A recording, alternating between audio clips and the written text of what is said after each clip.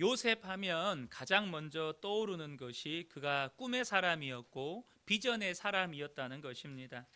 그는 17살에 꾸었던 하나님의 꿈을 품고 살았고 또 그것을 주위 사람들에게 자랑했었습니다. 그래서 요셉의 형들이 요셉을 꿈꾸는 자라고 부르며 빈정댔던 것을 우리가 볼 수 있죠. 요셉은 하나님이 주신 꿈을 자신의 어떤 처지와 형편 속에서도 포기하지 않고 붙들었고 그 꿈대로 살았습니다. 그래서 형들이 식량을 구하기 위해 애굽에 내려와서 요셉 앞에 엎드려 절했을 때 요셉은 그 꿈을 생각했다고 성경은 기록하고 있습니다. 이처럼 꿈이 있는 사람에게 있는 뚜렷한 특징이 뭐냐면 어떤 처지와 형편 가운데에서도 절망하지 않고 그 꿈을 향해 한 걸음 한 걸음 나아간다는 것입니다. 저는 우리 모든 성도님들이 나이와 또 성별과 학력을 불문하고 하나님이 주신 꿈을 품고 살아가는 복된 분들이 되시기를 축복합니다. 하나님의 꿈은 나이에 제한받지 않습니다. 성별이나 학력이나 그 사람이 가지고 있는 어떤 능력에 제한받지 않습니다. 하나님이 말씀을 통해서 내게 마음의 소원을 주셨다면 그것을 마음에 품고 살아가는 것이죠. 그런데 요셉은 단지 꿈의 사람만이 아니었습니다. 그는 동시에 믿음의 사람이기도 했습니다. 왜냐하면 하나님의 꿈을 이루는 원동력이 바로 믿음이기 때문이죠. 아무리 좋은 꿈을 가지고 있어도 그 꿈을 이루지 못한다면 그것은 한낮 이상에 불과합니다. 한여름밤의 꿈인 것이죠. 다시 말해서 믿음이 없는 꿈은 신기루를 붙잡고 사는 것과 똑같습니다. 그런데 꿈의 사람 요셉은 자신의 꿈만 마음에 품고 산 것이 아니라 그 꿈을 자신에게 주신 하나님을 신뢰했고 하나님을 바라보았다는 것이죠. 그가 형들에 의해 미디안 상인들에게 팔리고 또 애굽에 끌려가서 또 보디발의 집에 팔려서 노예가 되고 억울한 누명을 쓰고 감옥에 갇히게 되었을 때에도 그는 한결같이 하나님을 신뢰했고 하나님을 바라보았고 하나님과 동행했습니다. 환경이 좋을 때 아버지 집에 있을 때에만 하나님을 신뢰한 것이 아니고 노예로 팔리고 감옥에 갇히게 되었을 때에도 하나님을 신뢰하고 붙들었다는 것입니다. 여러분, 요셉은 믿음의 사람이었습니다. 이것만으로도 요셉이 꿈을 품고 살고 또 믿음으로 살았다는 것만으로도 우리에게 도전과 감격이 됩니다. 그런데 요셉의 신앙의 클라이막스는 이것이 아닙니다. 요셉의 신앙의 클라이막스는 다른 데 있어요. 그것은 자신을 죽이려고 했고 미디안 상인들에게 노예로 팔아서 깊은 수렁과 절망 가운데로 몰아넣었던 그 배다른 형들, 자신에게 너무나도 큰 고통과 상처를 주었던 형들을 용서했다는 것입니다. 이것이 요셉에게 가장 위대한 모습이고 그를 더욱 돋보이게 만드는 것입니다. 여러분은 여러분의 인생 가운데에서 가장 빛나고 가장 아름다웠던 순간이 언제라고 생각되십니까? 어떤 분은 꽃다운 10대 때라고 생각하는 분들도 있을 것이고 어떤 분은 사랑하는 배우자와 결혼식을 올리던 그 순간이라고 생각하는 분들도 계실 것이고 또 어떤 분은 가장 잘 나가던 때 돈도 꽤 가지고 있고 하는 일도 잘 되고 그래서 어디를 가든지 사람들에게 대접받고 환영받았던 그때를 생각하는 분들도 계실 것입니다. 그러나 적어도 예수를 믿는 성도에게 있어서 가장 빛나고 아름다운 순간은 그런 때가 아닙니다. 나에게 잊을 수 없는 고통과 아픔을 주었던 그 누군가를 용서하게 되는 바로 그 순간이 성도의 인생에서 가장 빛나고 아름다운 순간이라는 것입니다. 원수까지도 용서하고 사랑할 수 있는 사람이 되었다면 그 사람은 믿음과 인격의 성숙의 끝을 본 사람입니다. 나에게 그토록 큰 아픔과 상처를 준 사람까지도 용서하게 되고 사랑하게 되었다. 그 사람은 예수님과 같은 믿음과 예수님과 같은 성품의 사람이라는 거죠.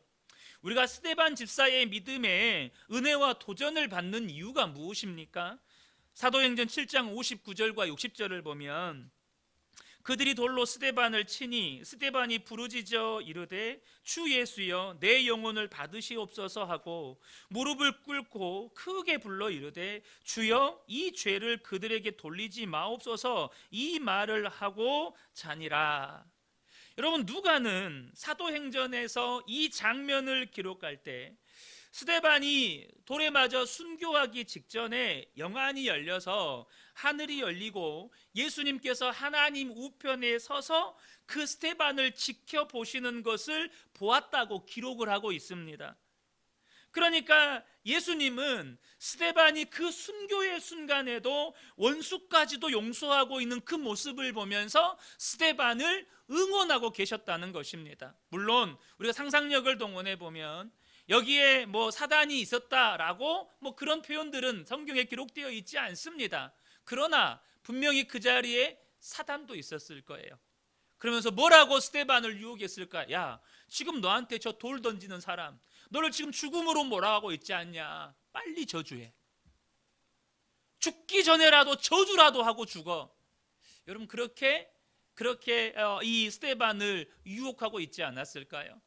근데 예수님께서 하나님 보좌 우편에 서서 끝까지 믿음을 지키라고, 끝까지 믿음으로 용서하라고 스데반을 응원하고 계셨다는 것입니다. 여러분, 스데반은 믿음과 인격의 성숙의 끝을 본 사람입니다. 여러분, 복음의 끝은 무엇입니까? 용서하고 사랑하는 사람이 되는 것입니다. 우리가 예수를 믿는 이유가 무엇입니까?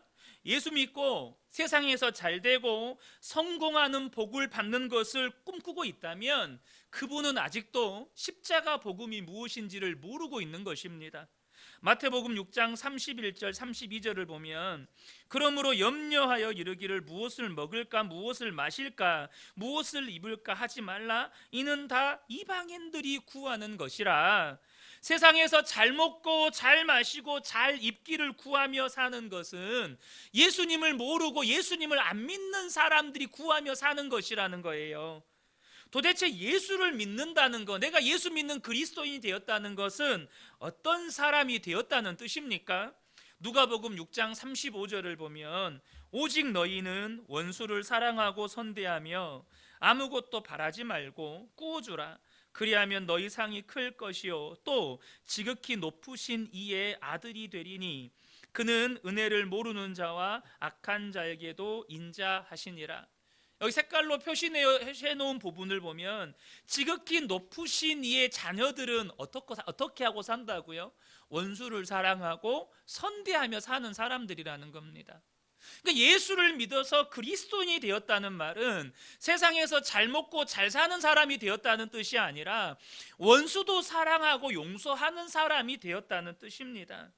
요셉이 바로 그런 사람이었다는 것이죠. 오늘 우리가 요셉에 대해서 나눌 때 저와 여러분 안에 요셉처럼 용서하고 사랑할 수 있는 그 십자가 사랑의 은혜가 임하기를 예수님의 이름으로 축복합니다.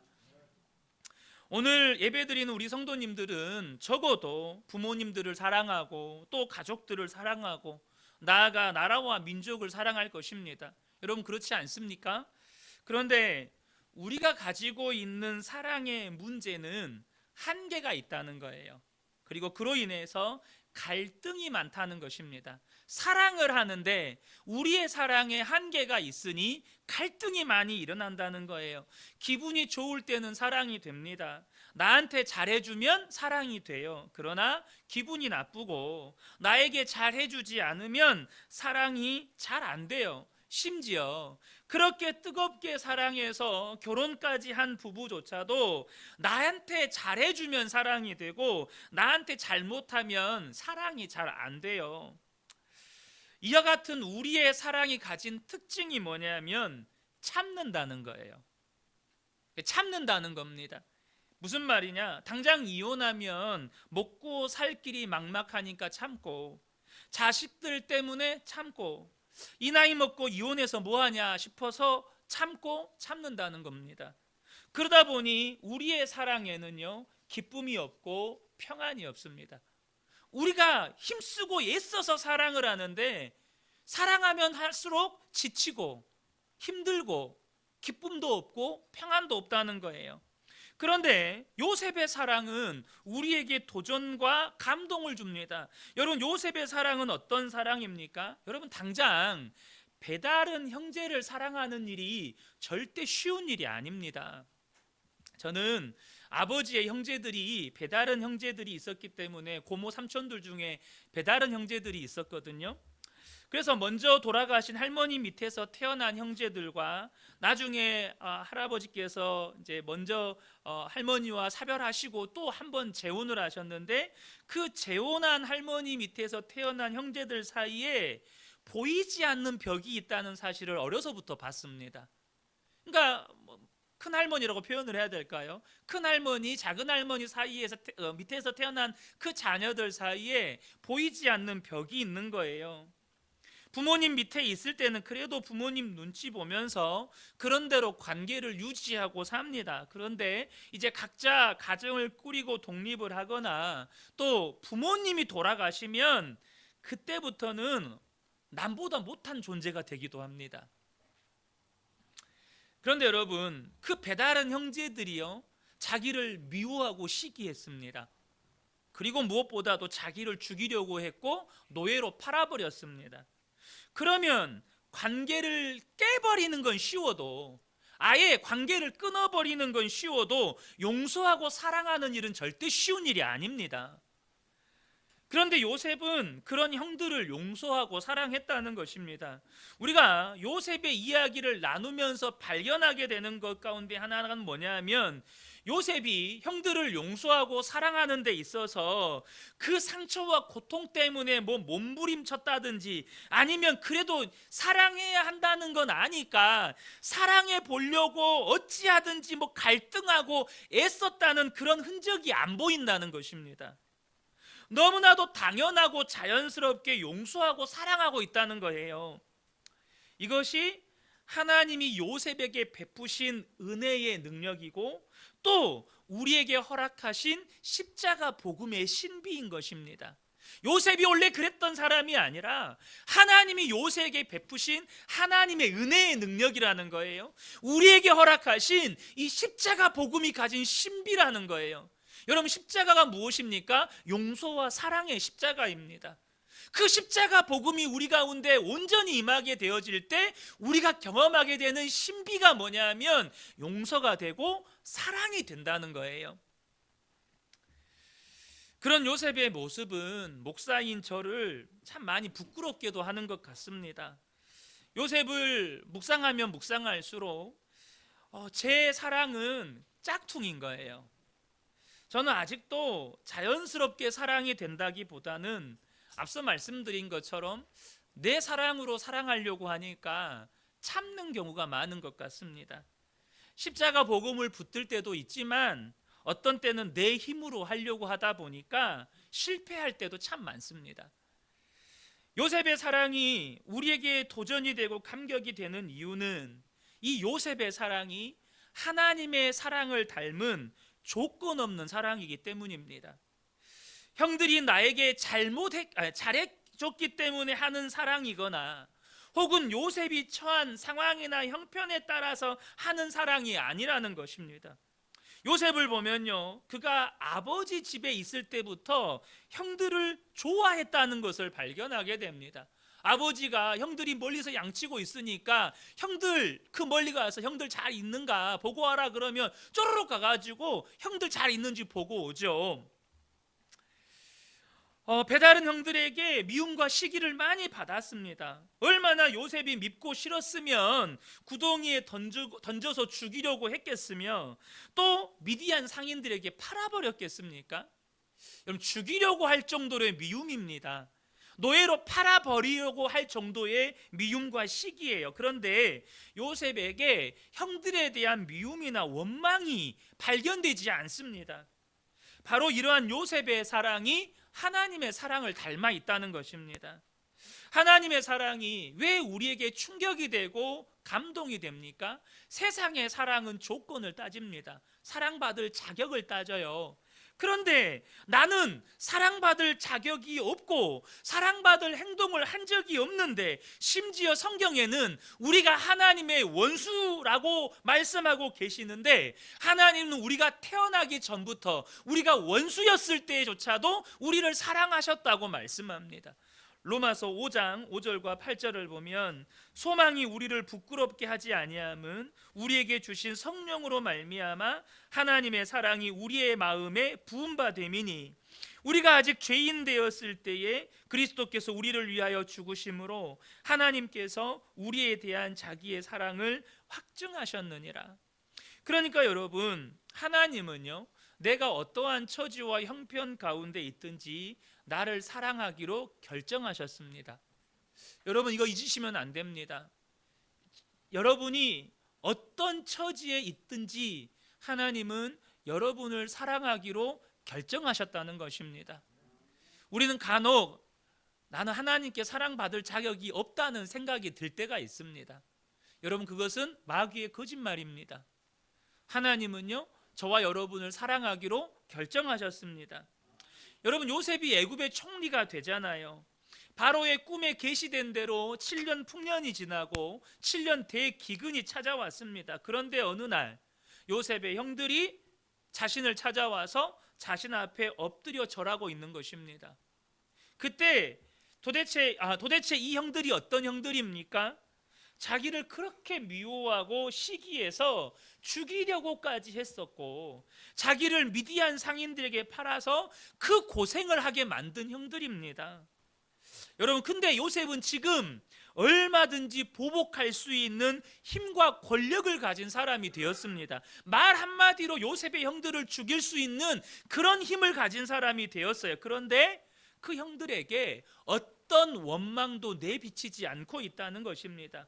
오히려 형들을 용서하고 사랑합니다. 그 사랑이 하나님을 닮아 있다는 거예요. 무엇보다 요셉이 형들에 의해서 미디안 상인에 팔린 후에 10년을 노예로 살았고 3년은 죄수로 살았습니다. 여러분, 10년의 노예 생활, 3년의 죄수의 삶이 얼마나 고단하고 처절하겠어요. 그 시간을 견디는 것조차도 절대 쉬운 일이 아닙니다. 여러분이 누군가한테 속아서, 예를 들면 누군가한테 속아서 전 재산을 날렸어요. 그 날린 재산이 한 10억 된다고 가정을 해보자고요. 그것을 복구하는데 13년이 걸립니다. 안 먹고 안 입고 안 쓰고, 그리고 아껴서 누군가한테 사기당해가지고 모든 재산을 날려서 그걸 다시 원상태로 복구하는데 13년 동안 처절하게 살았습니다. 여러분, 용서되세요? 여러분, 용서되십니까?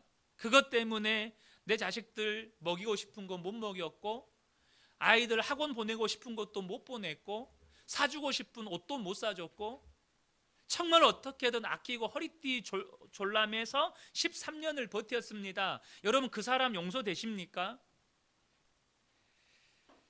그런데 여러분, 우리가 지금까지 요셉의 삶을 나누었지만, 요셉이요, 그 기간 속에서 원통해 했다거나 형들을 원망했다거나 아니면 복수를 꿈꾸며 살았다는 기록을 찾아볼 수가 없습니다. 그러니까 아버지 집에 있을 때에도, 그리고 애굽에서 노예와 죄수로 살았을 때에도 여러분, 형들에 대한 미움이나 원망의 감정을 가지지 않았다는 것입니다. 무엇보다 이 20년 세월 동안 이 배다른 형제들에 대한 그리움과 사랑이 있었다는 것을 우리는 발견하게 됩니다. 그가 형들을 용서하고 사랑했다는 결정적인 증거가 있습니다. 아버지 야곱이 돌아가신 후에 요셉의 형들이 과거의 일로 요셉이 자기들에게 복수할까 봐 두려워합니다. 그래서 돌아가신 아버지의 이름을 팔아서 자기들을 용서해 달라고 아버지가 유언을 남겼다고 요셉에게 거짓말을 합니다. 그렇게 할 때 요셉의 반응이 무엇입니까? 요셉이요, 그 형들의 말을 듣고 울었다고 성경은 기록합니다. 여러분, 왜 울었을까요? 형들이 막 두려워 떨면서 아버지가 돌아가시기 전에 우리를 용서해 달라고 했습니다. 우리가 당신의 종으로 살 테니까 우리를 용서해 주십시오. 이렇게 했을 때 요셉이 막 울어요. 왜 울었을까요? 그렇게 자신의 마음을 몰라주는 형들에게 서운함을 느꼈을 수도 있겠죠. 또 한편으로는 그렇게 자신들이 요셉에게 행했던 일로 인해서 그들이 그 오랜 시간 동안 저렇게 두려움 가운데 살았던 그 형님들의 모습을 보니까 형님들이 너무나도 가엾어 보이는 거예요. 창세기 50장 19절부터 21절을 보겠습니다. 요셉이 그들에게 이르되 두려워하지 마소서, 내가 하나님을 대신하리이까. 당신들은 나를 해하려 하였으나 하나님은 그것을 선으로 바꾸사 오늘과 같이 많은 백성의 생명을 구원하게 하시려 하셨나니 당신들은 두려워하지 마소서, 내가 당신들과 당신들의 자녀들을 기르리이다 하고 그들을 간곡한 말로 위로하였더라. 누가 누구를 위로해야 됩니까? 사실 형들 때문에 그 13년의 세월 동안 그 고생했던 요셉이 사실 위로받아야 되지 않습니까? 그런데 요셉이 형들을 위로합니다. 사랑하는 성도 여러분, 누군가에게 깊은 상처를 받을 수도 있습니다. 누군가의 잘못 때문에 깊은 아픔을 가질 수 있습니다. 그때 여러분, 저와 여러분이 이 요셉이 형들에게 했던 말을 꼭 기억하셔야 합니다. 20절 다시 한번 보겠습니다. 당신들은 나를 해하려 하였으나 하나님은 그것을 선으로 바꾸사. 여러분, 이것이 저와 여러분의 고백이 되기를 축복합니다. 당신은 나에게 상처를 주었지만 하나님은 그것을 나에게 선으로 바꾸셨습니다. 당신은 나에게 고통을 주었지만 하나님은 그것을 나에게 선으로 바꾸셨습니다. 혹 아직 선으로 바꿔지지 않는 것 같으면 하나님은 반드시 선으로 바꾸실 것입니다. 여러분, 저와 여러분의 고백이 이 고백 되기를 축복합니다. 요셉의 사랑이 이런 사랑이었다는 것입니다. 나에게 잘해주면 나도 잘해주고, 나에게 화를 내면 나도 화를 내는 그런 수준 낮은 사랑이 아니라, 나에게 잘해주건 못해주건, 나에게 손해를 끼치고 심지어 아픔과 고통을 주었다고 할지라도 용서하고 변함없이 사랑하는 그런 사랑이었다는 것입니다. 지금 우리가 그런 사랑을 할 수 없는 사람이라고 할지라도 내가 그런 사랑을 할 수 있는 사람이 되기를 갈망하는 마음이 이 시간 저와 여러분에게 부어지기를 축복합니다. 비록 지금은 내가 그런 사랑이 안 되지만, 하나님, 내가 복음의 끝을 보고 싶습니다. 내 믿음과 내 인격이 성숙의 끝을 달리는 것을 내가 경험하고 싶습니다. 그런 갈망이 저와 여러분 안에 일어나야 한다는 것입니다. 그 사람이 나를 힘들게 하고 아프게 하고 또 손해를 끼친 것은 다 잊게 되고 그 사람을 위해 기도하고 사랑할 수 있었으면 좋겠습니다.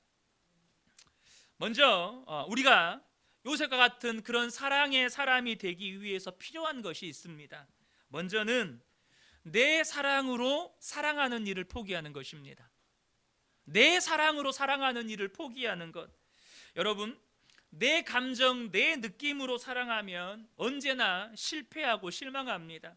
무엇보다 내 사랑으로 사랑하게 되면 반드시 사랑의 배신을 경험하게 됩니다. 무슨 말입니까? 앞서 나눈 것처럼 우리의 사랑에는 한계가 있다고 말씀을 드렸습니다. 그래서 우리가 가지고 있는 이 사랑의 한계 때문에 사랑의 대상과 갈등하고 또 그 대상에게 상처를 주게 됩니다. 당장 부모와 자녀들의 관계를 한번 살펴보죠. 왜 우리 자녀들이 엄마 아빠에게 상처를 받았다고 말합니까? 여러분, 그것은 엄마 아빠가 가진 사랑의 한계 때문입니다.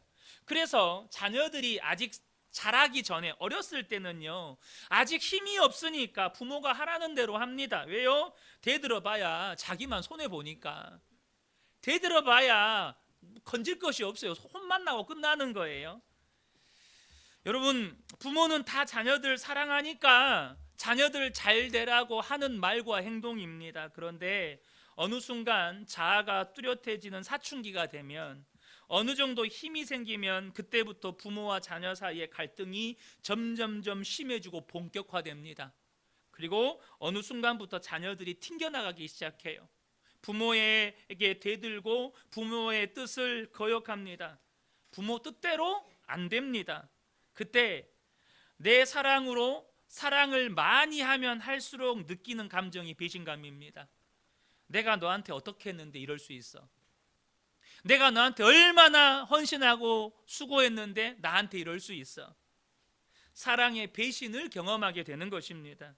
여러분, 우리 속에는 선한 것이 없기 때문에 나의 의와 나의 사랑은 반드시 절망을 가져다 줍니다. 그러므로 여러분, 나는 죽어야 됩니다. 나의 의와 나의 사랑은 십자가에 못 박으셔야 한다는 것입니다. 두 번째는 우리의 사랑의 대상인 그 사람을 하나님의 시선, 하나님의 사랑으로 바라보는 것입니다. 여러분, 하나님의 시선, 하나님의 사랑으로 바라본다는 건 무슨 뜻입니까? 베드로전서 4장 8절을 보면 무엇보다 뜨겁게 사랑할지니 사랑은 허다한 죄를 덮느니라 라고 말씀하십니다.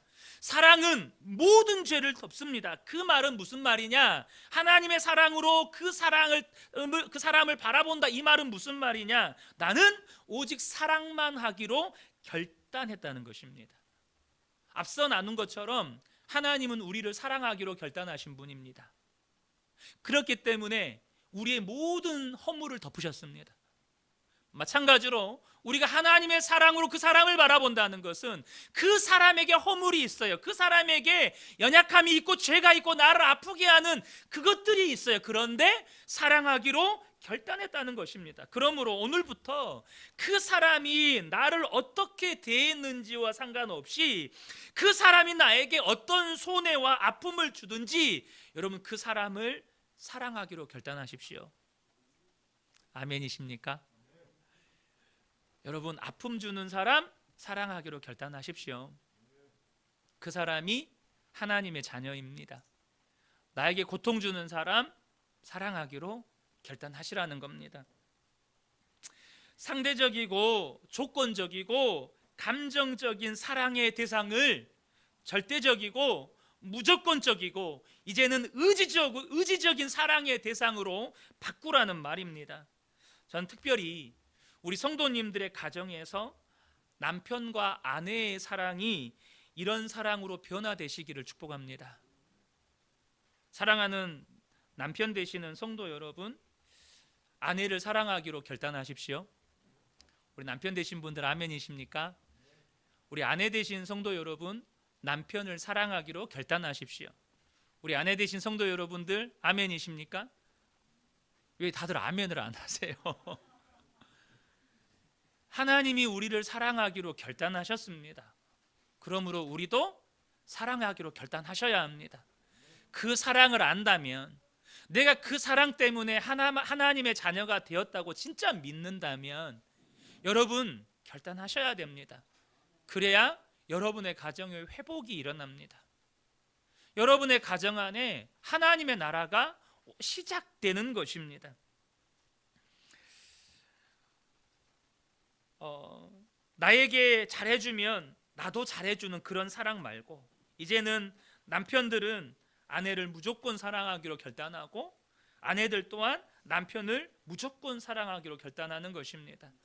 그것을 잘 보여주는 사랑이 있습니다. 호세아 1장 2절을 보면 여호와께서 처음 호세아에게 말씀하실 때에 여호와께서 호세아에게 이르시되 너는 가서 음란한 여자를 맞이하여 음란한 자식들을 낳으라. 이 나라가 여호와를 떠나 크게 음란함이니라 하시니. 여러분, 호세아는 음란한 여인 고멜과 결혼을 해서 그 여인과 아이를 낳습니다. 이 고멜이라는 여자가 얼마나 음란한 여인이었던지 호세아와 결혼해서 애를 낳고도 또 바람을 피웁니다. 또 음행을 저지릅니다. 그 모습이 고스란히 이스라엘 백성들의 모습이었습니다. 그래서 하나님은 그럼에도 불구하고 이스라엘을 끝까지 사랑하신다는 것을 보여주기 위해서 호세아에게 그 음란한 여인 고멜과 결혼해서 그 여인이 음행한다 할지라도 끝까지 책임지고 사랑하라고 말씀하시는 것입니다. 때로 남편이 아내를 배신하고 상처를 주기도 합니다. 때로는 아내가 남편을 배신하고 상처를 주기도 합니다. 그러나 여러분, 끝까지 기다려주고 끝까지 사랑해주는 하나님의 사랑이 우리 성도님들 부부 사이에 임하게 되기를 축복합니다. 때로는 아픔을 받죠. 상처를 받습니다. 여러분, 우리는 그래요. 상처 주고 상처 받습니다. 그러나 적어도 하나님의 그 변함없는 십자가의 사랑 때문에 내가 구원받은 것이 분명하다면, 내가 하나님의 자녀가 된 것이 분명하다면, 그럼에도 불구하고 사랑하고 용서하기로 결단하는 것입니다. 오늘 설교를 들으면서 의구심을 가지신 분들도 계실 겁니다. 오늘 설교가 본문하고 도대체 뭔 상관이 있을까? 본문은 요셉이 자신의 은잔을 베냐민의 자루에 넣게 해서 그 요셉의 형제들을 궁지에 몰아넣는 장면이 기록이 되어 있습니다. 요셉이 형들을 용서하고 사랑했다면 왜 이렇게 음모를 꾸며서 형들을 궁지에다가 몰아넣고 어려움과 고통을 주느냐 하는 것입니다. 그냥 내가 요셉입니다 형님들, 내가 형님들 다 용서했습니다, 그렇게 말하면 될 것인데 그것을 끝까지 숨기고 만찬까지 벌여서 함께 즐거워한 다음에 마치 뒤통수 치는 것처럼 이런 상황을 만들어 가는지 잘 이해도 안 되고, 어떻게 이것이 사랑이 될 수 있나라는 의구심이 듭니다. 여기에는요 굉장히 중요한 메시지가 담겨져 있습니다. 사랑에는 목적이 있다는 것입니다. 우리를 향한 하나님의 사랑에는 목적이 있다는 거예요. 여러분, 사랑은요 그저 허물을 덮어주는 것으로 끝나지 않습니다. 야, 내가 네 모든 허물 용서해줬어, 너 마음대로 살아, 이게 아니라는 거예요. 그 사람을 온전한 하나님의 사람으로 변화시키는데 하나님의 사랑에 목적이 있는 것입니다. 요한일서 4장 11절 12절 그리고 20절 21절을 보겠습니다. 사랑하는 자들아, 하나님이 이같이 우리를 사랑하셨은즉 우리도 서로 사랑하는 것이 마땅하도다.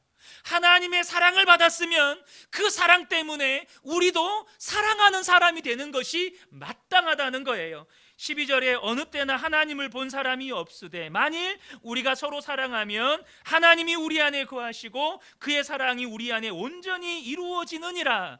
하나님의 사랑이 우리 안에 온전히 이루어지는 증거는 뭐냐? 우리가 서로 사랑하는 사람이 되는 것입니다. 20절 21절에도 누구든지 하나님을 사랑하노라 하고 그 형제를 미워하면 이는 거짓말하는 자니 보는 바 그 형제를 사랑하지 아니하는 자는 보지 못하는 바 하나님을 사랑할 수 없느니라. 눈에 보이는 형제를 사랑하지 않고 아내와 남편과 자녀와 부모를 온전히 사랑하지 못하면서 눈에 보이지 않는 하나님을 사랑한다는 말은 거짓말이라는 거예요. 그건 거짓말이라는 거예요. 나한테 아픔 줬으니까 난 남편 안 사랑해, 나한테 상처 줬으니까 내 아내 안 사랑해, 내 말 안 들으니까 자식들 안 사랑해, 그것은 하나님 사랑하는 게 아니라는 것입니다. 우리가 이 계명을 주께 받았으니 하나님을 사랑하는 자는 또한 그 형제를 사랑할지니라. 이처럼 하나님이 우리를 사랑하신 데에는 우리도 하나님처럼 사랑하는 사람으로 변화시키려는 목적이 있다는 것입니다. 그래서 요셉은 형들을 용서하고 사랑했지만 형들을 계속해서 궁지로 몰아넣습니다. 그런데 여러분, 이 한 번 애굽에 내려왔다가 다시 올라가고 두 번째 애굽에 내려왔다가 다시 올라가고 이 과정 속에서 무슨 일이 일어나고 있는지를 저와 여러분이 보셔야 합니다. 이전에 나누었던 것처럼 먼저 요셉의 형들이 궁지에 몰리게 되었을 때 무슨 일이 일어납니까? 자신들의 죄를 진실하게 정직하게 고백하고 회개하는 일이 일어납니다. 그것뿐만 아니라 요셉의 형들이 요셉을 미워하고 시기하고 죽이려고 했고 요셉을 노예로 팔고 아버지를 속이는 그 과정 속에서 요셉의 형제들 사이에 갈등과 반목이 일어납니다. 그래서 유다가 형제들을 떠나서 이방 지역 가서 삽니다. 그 이야기 우리가 나눴었죠. 형제들 사이에 내가 도저히 이 형제들하고 못 살겠다, 떠나버려요. 그런 일이 일어납니다. 그런데 식량을 구하기 위해 애굽으로 내려온 그들은요, 요셉이 그들을 궁지로 몰아넣는 과정 속에서 무슨 일이 일어납니까? 시므온이 볼모로 잡히잖아요. 그들이 애굽으로 다시 내려온 데는요, 그 시므온을 구출하기 위한 목적이 있습니다. 뿐만 아닙니다. 베냐민 죽어도 못 보낸다고 말했을 때 누가 나섭니까? 르우벤이 나서서 내 두 아들의 생명을 걸고 반드시 베냐민 책임지고 데리고 오겠습니다. 자신의 두 아들의 목숨을 걸고 베냐민 데려오겠다고 르우벤이 나섭니다. 그리고 오늘 본문에 이 은잔 사건 때문에 이제 베냐민이 노예로 잡혀갈, 노예가 될 위기에 처하게 됩니다. 오늘 우리가 읽진 않았지만 17절에 보면 요셉이 이르되 내가 결코 그리하지 아니하리라. 잔이 그 손에서 발견된 자만 내 종이 되고 너희는 평안히 너희 아버지께로 돌아 올라갈 것이니라. 베냐민이 인질로 남아야 될 처지에 처하게 될 때, 그때 또 유다가 나섭니다. 유다가 나서서 자신이 대신 이곳에 볼모로 잡혀 있겠다고, 내가 인질 되겠다고, 베냐민 안 올라가면 우리 아버지 죽습니다, 제가 인질이 되겠습니다, 그렇게 나섭니다. 그러니까 그런 고난과 어려움을 겪으면서 그렇게 반목하고 갈등했던 형제들이 서로를 보호하고 서로를 사랑하고 서로를 책임지면서 하나가 되어가는 것입니다. 사랑하는 성도 여러분, 하나님의 사랑은요, 우리를 이처럼 사랑하는 사람으로 변화시키려는 목적이 있다는 것입니다. 특별히 저는 우리 교회 성도님들의 가정 안에서 하나님의 사랑으로 하나가 되어지는 역사가 있게 되기를 축복합니다.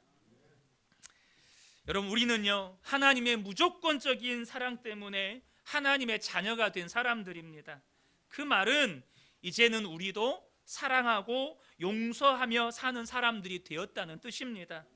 나에게 아픔과 고통을 주었던 그 사람까지도 용서하고 사랑하게 되었다면 그분은 믿음과 인격의 성숙의 끝을 본 사람입니다. 우리가 그 복음의 끝을 향해 나아가야 한다는 것입니다. 여러분, 내 사랑은 포기하십시오. 그리고 오직 하나님의 사랑으로 사랑만 하기로 결정하십시오. 그런 저와 여러분을 통해서 반드시 우리 성도님들의 가정이 회복되고 교회가 회복되고 이 땅에 하나님의 나라가 세워져 가게 될 것입니다. 이 은혜가 우리 모든 성도님들에게 임하시기를 예수님의 이름으로 축복합니다. 아멘.